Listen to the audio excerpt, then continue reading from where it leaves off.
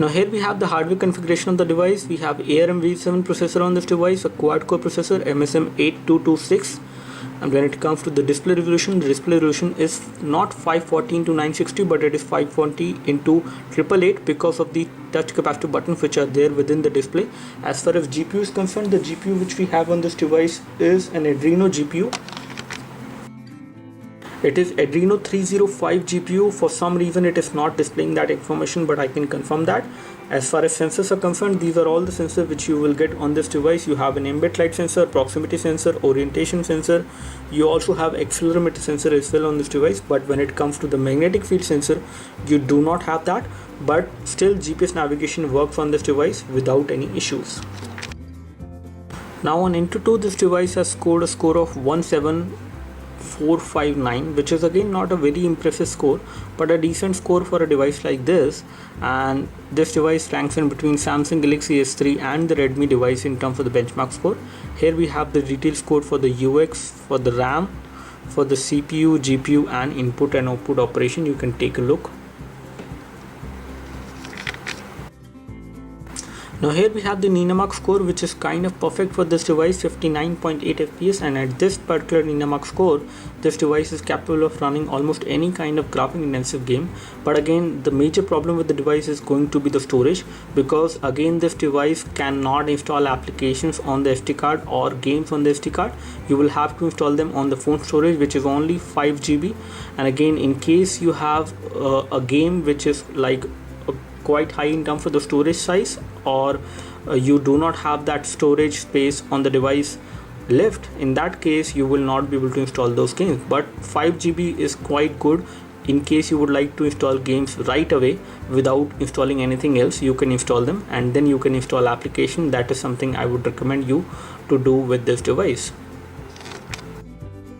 So as you can see, we are right now playing a YouTube video from our channel, and this is a high definition video which is being played at high quality on this device because of the low resolution. And again, one thing which I do not like about this device is the overall color production. So as you can see, this video is actually much better in terms of the colors, but it is not looking that great as far as the overall colors which I see on the display.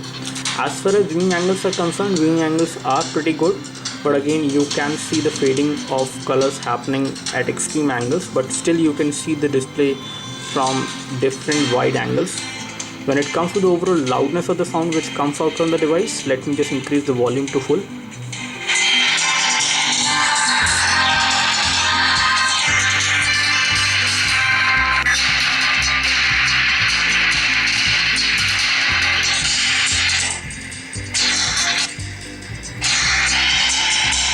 So the overall loudness of sound which comes out from the loudspeaker is pretty loud, and it does not get blocked when you place the device like this on a table, but it will get blocked if you hold the device like this. Accidentally if you hold it, then you will be blocking the loudspeaker which is actually on the edges.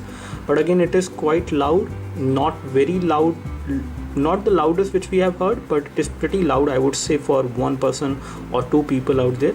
It will work even in the noisy environments as well, pretty fine. So that is all about the video playback and the sound quality and the loudness of it.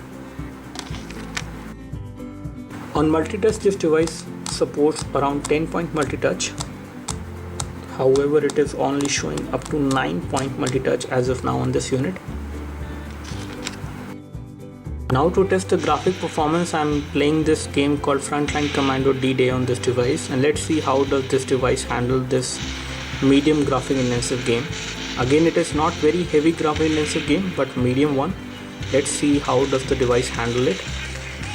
All the controls of the game are visible on the display, and again, as far as aiming and shooting is concerned, there is no problem. I can easily aim and shoot on any player without any issues. I can play this game.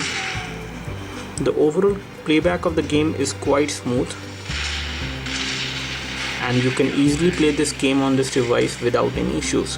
But for some reason, we tried playing the Temple Run OZ, which we have installed on this device, which is another version of Temple Run 2. And once I load this game, once the game is loaded, the touchscreen is not responsive, and I'm not able to play this game. For some reason, I'm not able to figure out because this game is not responding to the finger touch, especially when I play this game. So you can see the game is loaded and it is not responding to the finger touch on the screen.